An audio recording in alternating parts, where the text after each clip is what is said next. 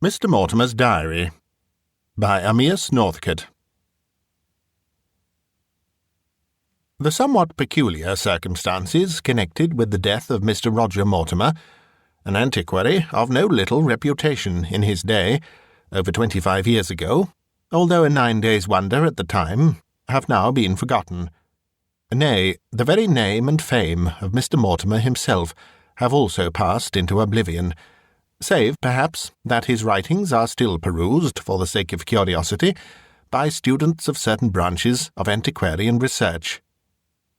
As the last of Mr. Mortimer's relatives has recently died, and there remains no one to whom the publications of portions of his diary can give pain, and as those latter portions, conveying as they do certain strong impressions of unusual happenings, possess a certain interest to psychical investigators, it has been decided by the gentleman into whose possession the diary has now come to lay the latter portion of it before the world, eliminating from it, as a matter of course, any portions which might yet cause embarrassment to anyone.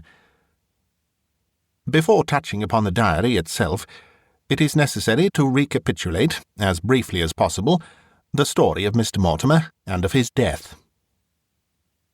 Mr. Roger Mortimer was a gentleman born of well-to-do parents.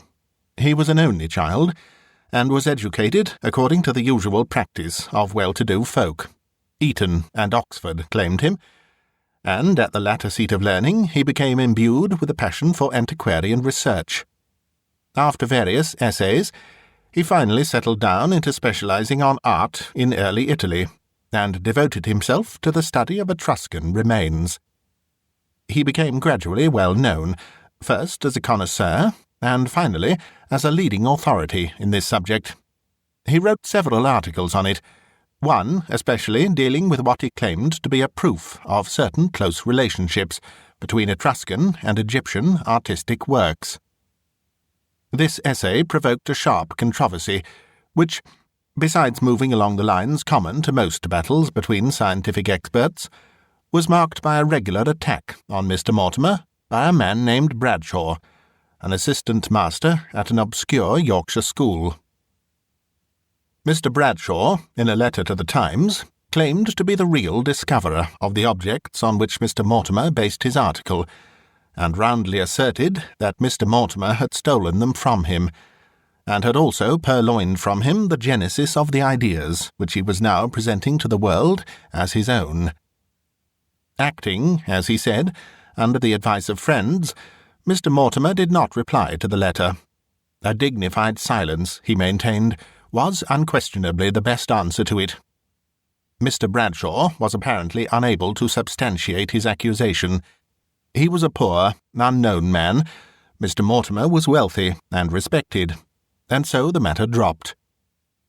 In private conversation, Mr. Mortimer readily admitted that he had met Mr. Bradshaw accidentally when abroad, that the gentleman was, he believed, interested in antiquarian research, but that his sole connection with him had been to see that he was properly attended to during a serious attack of illness with which he had been seized during an expedition in the hills, whither he had gone unattended, and where he was found lying ill in a miserable inn by Mr. Mortimer.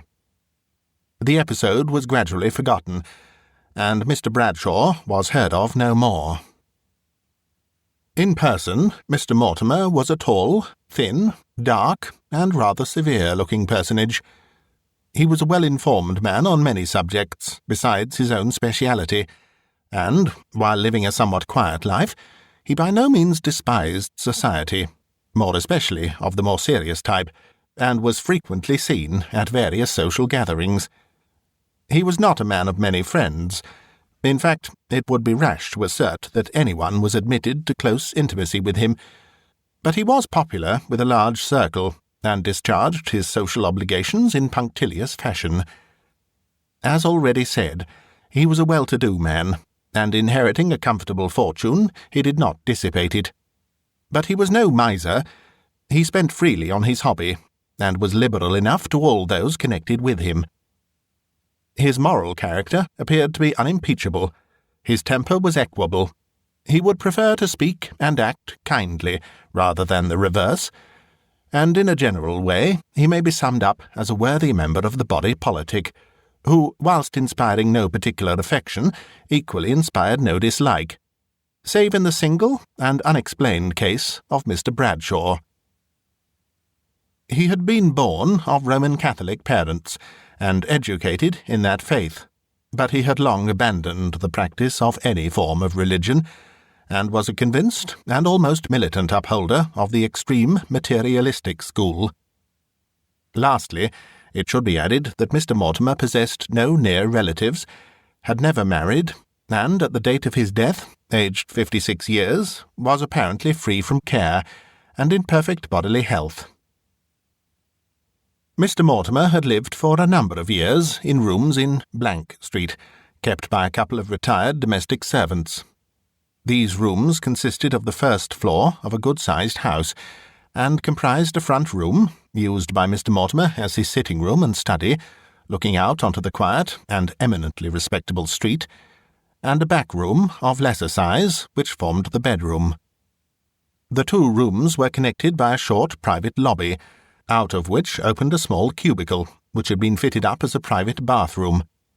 Of course, in addition to this private passage, the two rooms both opened onto the public staircase. Mr. Mortimer had fitted up his apartments with a view to both taste and comfort. He spent much of his time at work on his researches in his sitting-room, which contained his private desk and papers, and the walls of which were lined with bookshelves laden with many rare and precious volumes.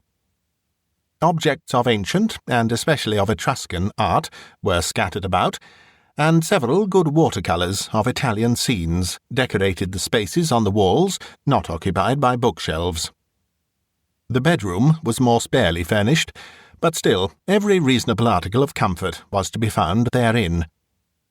The remainder of the house was like the first floor, let as apartments for single gentlemen. At the time of the events which are now being recorded, the ground floor was under lease to a Mr. Andrew Scoons, an official in the government service. The second floor, the one above Mr. Mortimer, was temporarily empty, while the landlord and his wife, persons of the name of White, and the little maidservant occupied the top floor. Mr. Mortimer's life was one of great regularity. He was in the habit of being called precisely at 8 in the morning by White, and then immediately repaired to his bathroom. In his absence, White set out his clothes, and brought up to the bedroom a tray with the materials for Mr. Mortimer's rather slender breakfast, which he partook of in his bedroom. While he was thus breakfasting and completing his toilet, the sitting-room was tidied up and made ready for the day, and thither he would repair to attend to his correspondence and to read his newspaper. If he were occupied in any special research or writing, he would then devote himself for a time to that.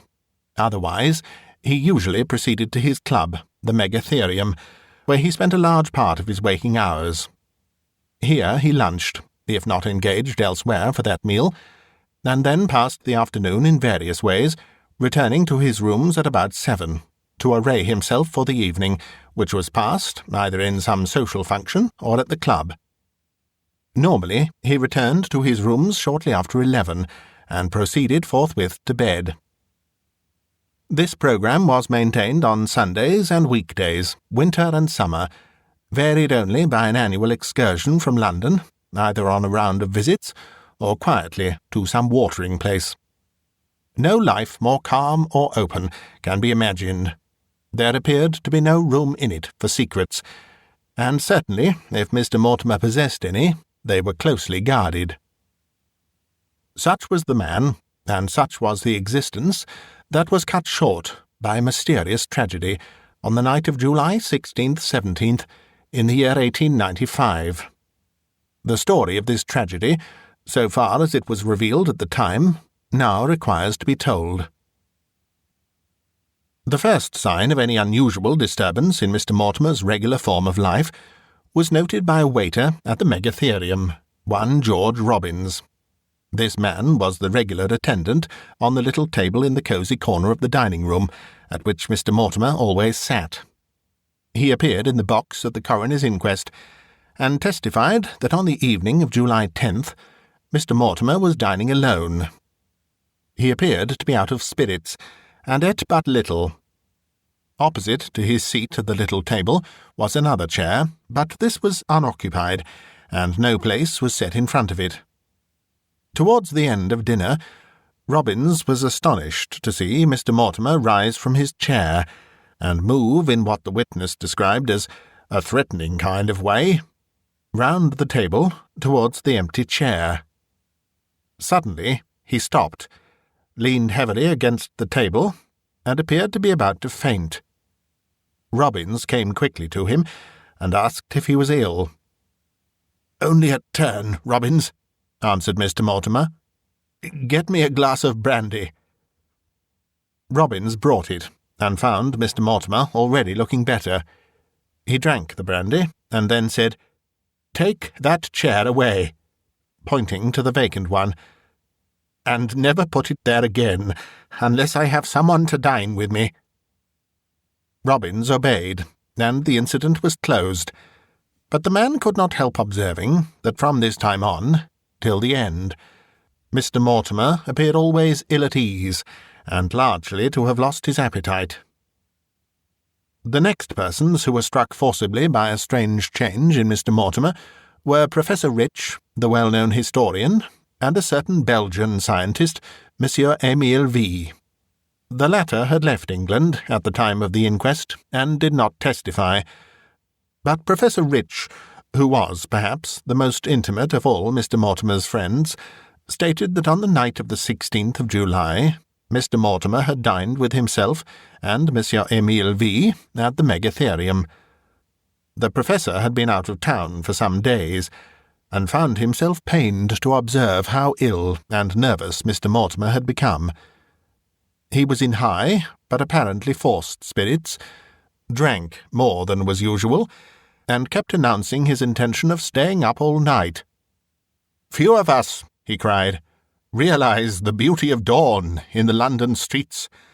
I shall stay here till the club closes, and then I shall walk the streets till daylight comes.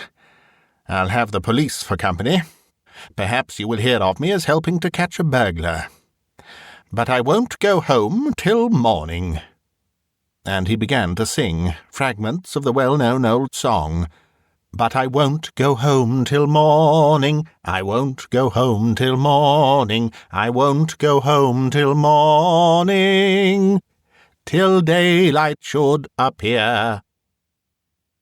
The Professor was deeply shocked, and the Belgian gentleman astonished.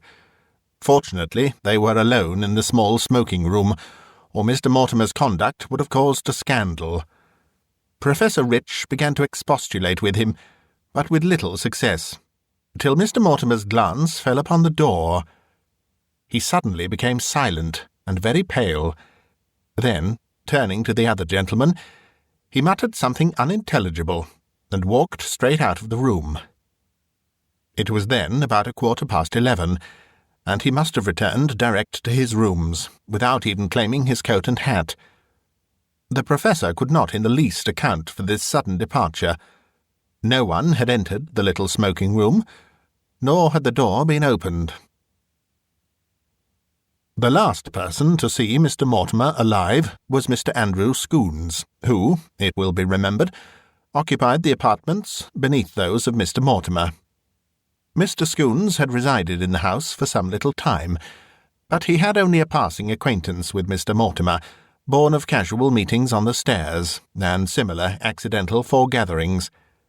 At this time, Mr. Scoons was busy with a literary article, and as his day was absorbed by his official duties, he was in the habit of working at night. For a long time he had been undisturbed by Mr. Mortimer, but for the past 5 or 6 days he had frequently heard that gentleman moving about his rooms at very late hours. He had not paid much attention to his neighbour's restlessness, however, until this night of July 16th, when he heard Mr. Mortimer enter his apartment at about 11:30, and forthwith begin to move about uneasily. As he listened, a curious sense of there being something very wrong began to pervade him, and gradually it began to become known to his subconscious mind that something serious was amiss in Mr. Mortimer's rooms. The impression grew stronger, and at last it overcame his natural shrinking from intruding on the privacy of an almost total stranger, and, rising from his writing-table, he proceeded upstairs. On reaching Mr. Mortimer's door, he paused. Inside, he could hear Mr. Mortimer pacing to and fro, and occasionally uttering an ejaculation, the nature of which he could not hear. Finally, he knocked at the door. There was a brief pause.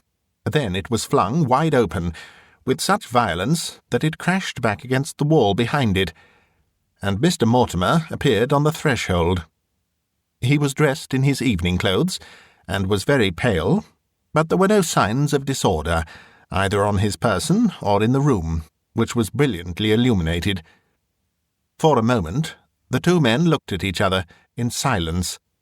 Then Mr. Scoons, plucking up his courage, began, "I beg your pardon, Mr. Mortimer, if I have disturbed you, but I fear you are ill." "Ill?" said the other. "What makes you think that?" "I must renew my apology," answered Mr. Scoons, "but I heard you tramping so restlessly overhead, and it is so late that I feared there must be something the matter, and I came up to see if I could be of any assistance." There was a longish pause, during which Mr. Scoons grew more and more embarrassed. Then Mr. Mortimer slowly said, "I thank you, Mr. Scoons, but I am not ill. I only trust I have not disturbed your rest, and I promise you I will give you no cause for further complaint." These words were uttered deliberately, in a somewhat peculiar voice, and Mr. Scoons, abusing himself for having placed himself in a foolish position, was about to say good night and turn away, when Mr. Mortimer suddenly burst out, "Don't go! Don't go! I am in trouble. Grievous trouble." He stopped abruptly, and, turning round, stared into the brightly lighted, empty room behind him. To Mr. Scoons's imagination, it appeared as if he was confronting some foe, invisible and inaudible to others. "I will gladly help you, Mr. Mortimer," said Mr. Scoons, "to the best of my ability, if you will give me an idea as to what I can do." Mr. Mortimer turned towards him again. "If you would save my soul," he cried, "you will—" As he spoke, he staggered backwards 1 or 2 paces, as if he were in the grip of a powerful enemy. He turned sharply again, and, stepping forward, closed the door suddenly, swiftly, and silently, and Mr. Scoons heard the key turned in the lock. He stood amazed. What had happened to Mr. Mortimer, and why had he closed the door so abruptly? He waited a moment. All was silence within. Then, bending towards the door, he called, "Mr. Mortimer? Mr. Mortimer?" There was no reply, and he tried the door. As he had supposed, it was locked.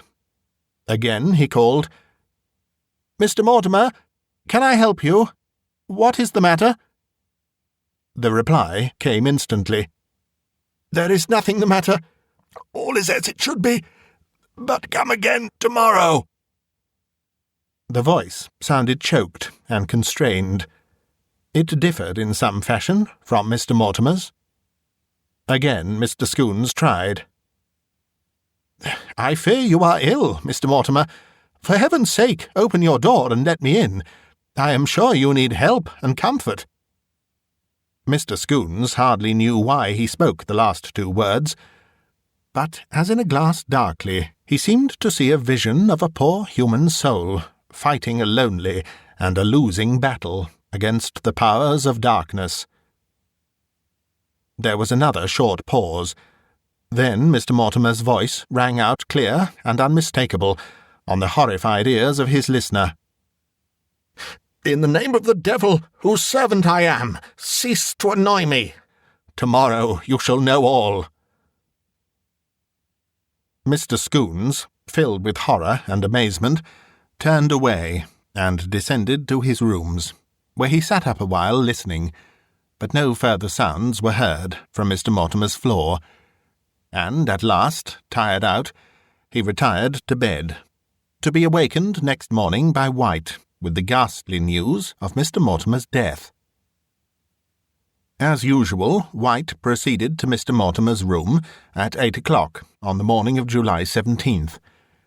He knocked at the bedroom door, entered, and was surprised to find the bed empty and evidently unused, and to observe that all the lights in the room were fully turned on. Otherwise, there was no sign of anything unusual, except that the door into the little private lobby was open. Turning in that direction, White perceived that the light in the lobby was also burning, as well as that in the bathroom. He passed through into the sitting-room. Here, at first, all appeared to be in its usual condition, save that the room was brightly illuminated. But glancing towards the door, White perceived Mr. Mortimer, lying on the floor, closely huddled up against it. He hurried over to him, and looking at him, saw that his own hands were closely clenched about his throat, and that he was dead. White endeavoured to raise him, and to unclasp the gripping fingers, but found his clutch too firm to be relaxed. He at once rushed out to give the alarm, but even in his agitation noticed that the sitting-room door was locked, an unheard-of thing, and that the key was on the inside. A doctor was summoned, and messengers to call the police and Dr. Besford, Mr. Mortimer's usual medical attendant, were also dispatched. By the time the latter arrived, Mr. Mortimer's body had been raised from the floor and laid upon a sofa, but the doctor first summoned had not yet succeeded in removing the hands from the throat. In the presence of the police, Dr. Besford and his brother practitioner ultimately succeeded in releasing the deadly grip, and a hasty examination was made, which disclosed the undoubted cause of death as self-strangulation. The post-mortem later on showed that there was no bodily infirmity, nor any cause of death, save this one alone. Both medical men testified to their amazement at so singular and so determined a form of suicide, and both, but especially Dr. Besford, as well as White, commented on the peculiar look of abject terror on the dead face. There was no evidence found of any struggle or disturbance in the room, and Mr. Mortimer's clothing was quite in order. The coroner's jury brought in a verdict of suicide in the usual form. Mr. Mortimer's body was in due course buried, and the whole affair gradually passed into the limbo of forgetfulness. Mr. Mortimer left no will or any instructions, and as his next of kin and heir, a distant sailor cousin, was then absent with his ship on the China station, Mr. Mortimer's solicitor took charge of his effects and affairs. The rooms in Blank Street were given up, the furniture sold, and the books and manuscripts packed up and stored.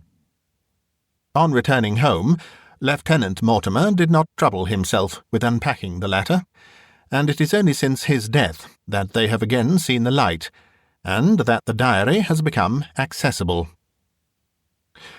It was apparently Mr. Mortimer's practice to keep a diary, but seemingly only spasmodically. At any rate, only fragments have been found. Unluckily, there are no existing volumes of the date at which he was brought into touch with Mr. Bradshaw, so there is no clue as to the real relations between the two men. The diary, after a long interval, had been recommenced about 6 months before Mr. Mortimer's death, but it is only of interest for the present purpose during the last 8 days of his life. With this preamble, the diary may now be quoted in full.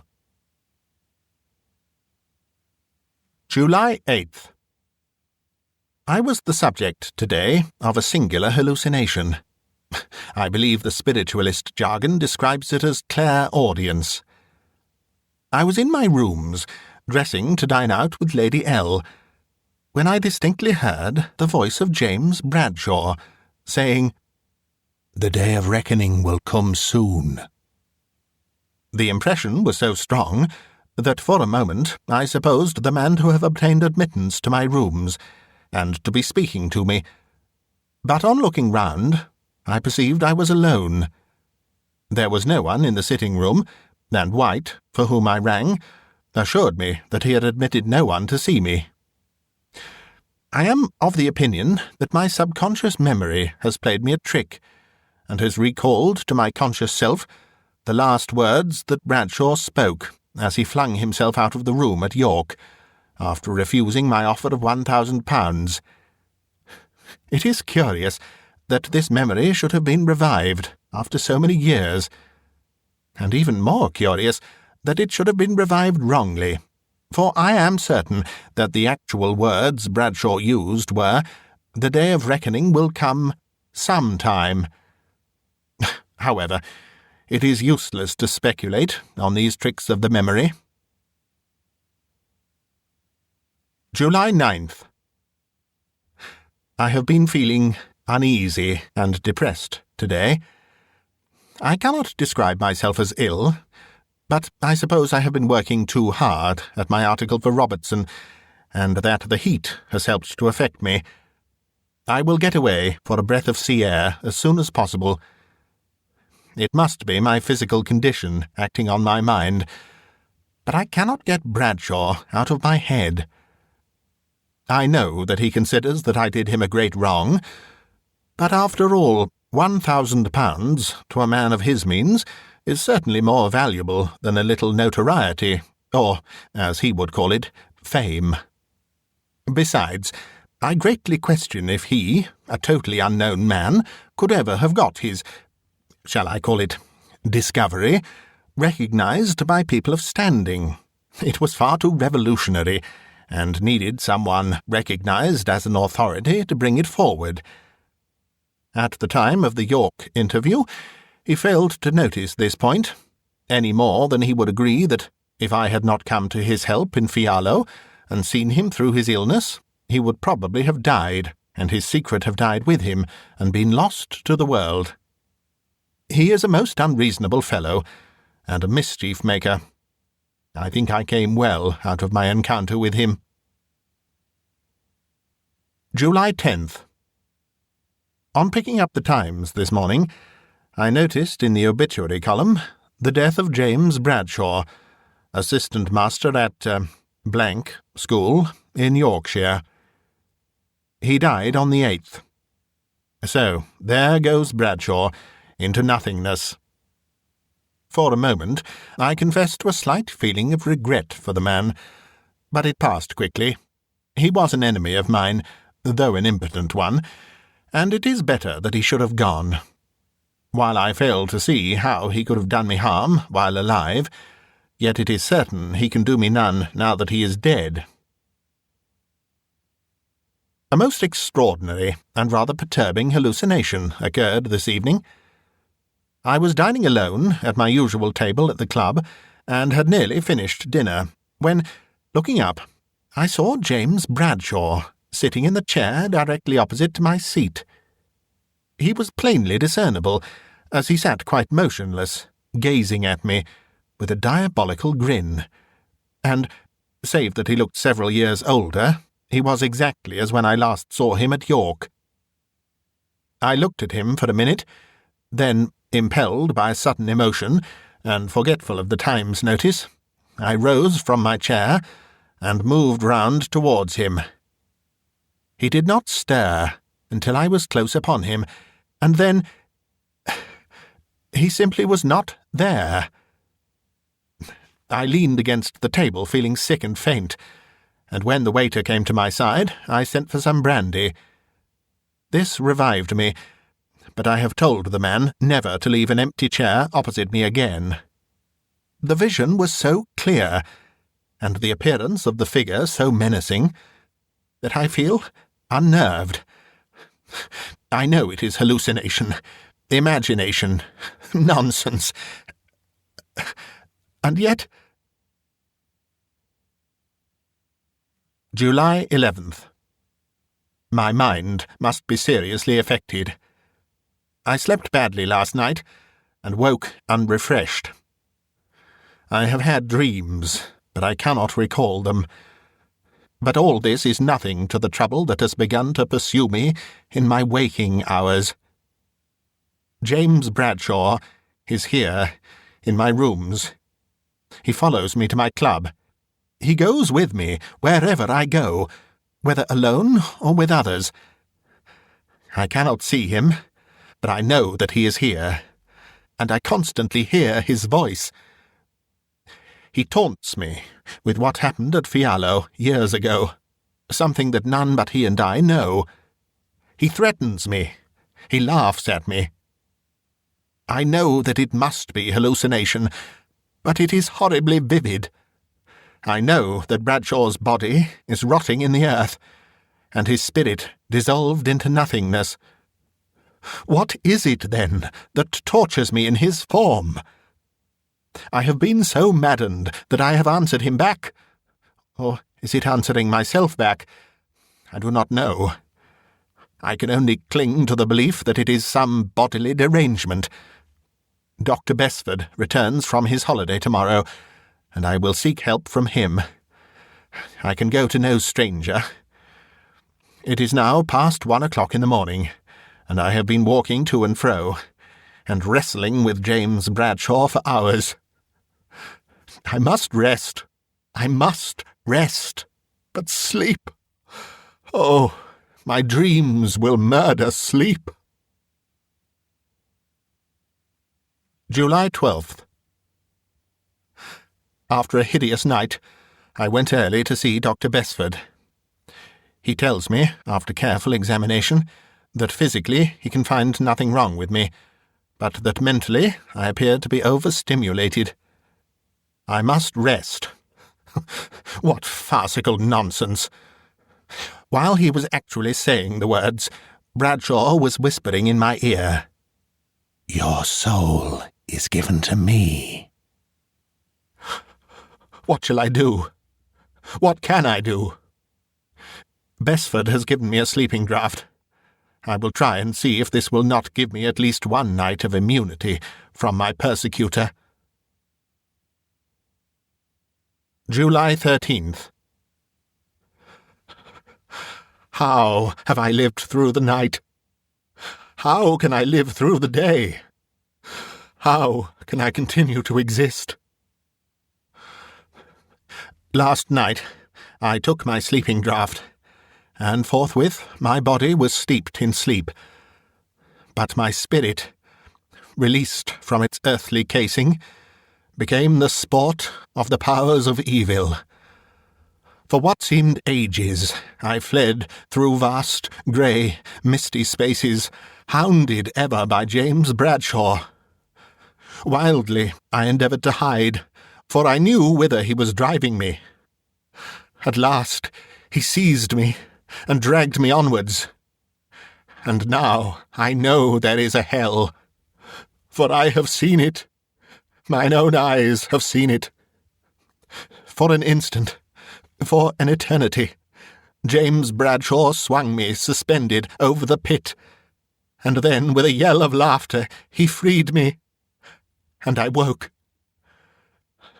I woke in the pale light of early morning to see Bradshaw's form by my bedside. I stared at the figure, which stood distinct in the early light, motionless, but with threatening arm upraised. And then I heard its voice, clear, but sounding as if from far, far away. "In 4 days you shall be mine forever." It vanished, and I have lived through another day, too crushed and hopeless to think. July 14th. Last night I passed free of disturbance, and I have felt less sensible of the hideous presence. Perhaps I can yet escape. Perhaps there is yet mercy for me. For have I been so evil a man that I deserve such a doom as Bradshaw threatens? I know I have my faults. I know I have done things that cause me shame. But is there no repentance?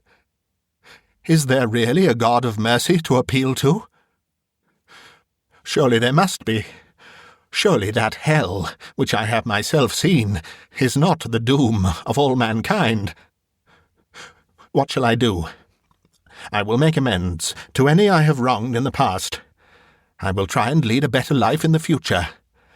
First, I will write openly and fully, and make public the whole truth of my dealings with James Bradshaw, and if he has a family, I will seek them out, and make what reparation is possible, and humble myself before them.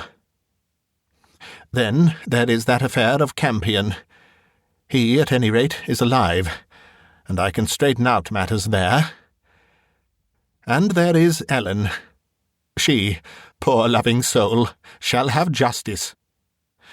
But I must have time to do these things, although I will not delay in commencing them, for I must not die till my tasks are all accomplished.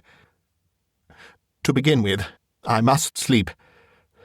Besford's draught gave me an experience I dare not repeat, so I will get a small bottle of opium. That will give me sound sleep. July 15th. The opium worked well enough, and I slept soundly, but I woke in an agony of fear, with the voice of Bradshaw resounding through my room. "You have 2 days left." I sprang out of bed and called out something, I cannot say what, some prayer, some appeal. My answer was a mocking laugh, dying away in the distance. I shall go mad. I must have time to repent in. I cannot, I will not, I dare not die yet. But how can I help myself? I have forgotten how to pray. I have denied and forgotten my God for so long that now he has forsaken me. Can no one help me? Yes, there is Father Bertram, to whom my dear dead mother used to go in trouble. Can he, and will he, help me? I can but try. The powers of hell have prevailed. I am a lost soul, with none but myself to help me. In accordance with my resolve, I set forth to visit Father Bertram, and was fortunate enough to find him at home. He greeted me civilly, but coldly. No wonder, renegade that I am. But when I began to try and tell my story, my tongue was tied. I could not tell my tale, for incessantly James Bradshaw was whispering in my ear, whispering words of blasphemy and despair. I stammered out some inanities and fled the house. Bradshaw, walking by me, laughing gleefully. July 16th. I woke once more from a drugged sleep to hear the voice of doom proclaiming, "Tomorrow I will claim you." But he shall not do so. I will not die. I dare, God or devil, to take my life till I have accomplished my purpose. Let me think calmly. I am under a spell now, a spell which tells me I must die tomorrow. Let me break that spell. Let me but survive over tomorrow, and the power of evil will be defeated. I have but to preserve my willpower for 1 day, and I am safe.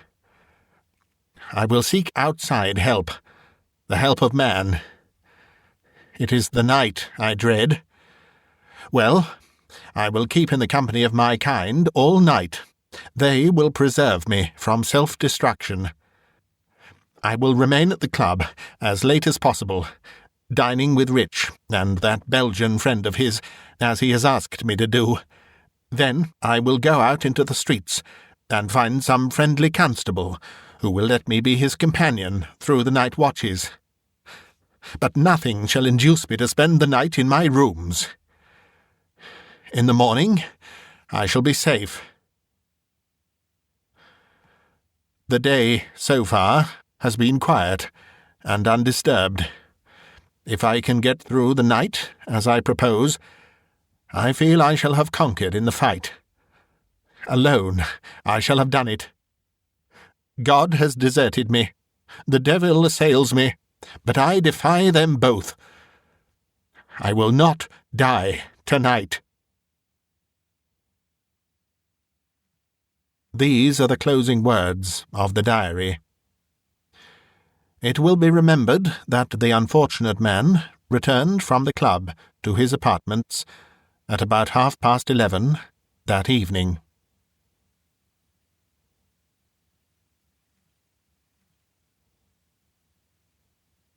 You've been listening to a bite-sized audiobook read by Simon Stanhope. For more stories like this, please try the links below, and do click subscribe and hit the bell to hear about future uploads. You may also be interested in becoming a channel member. There are a few options available with various benefits. Click the Join button to find out more.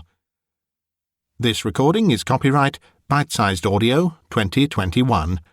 Thank you for listening.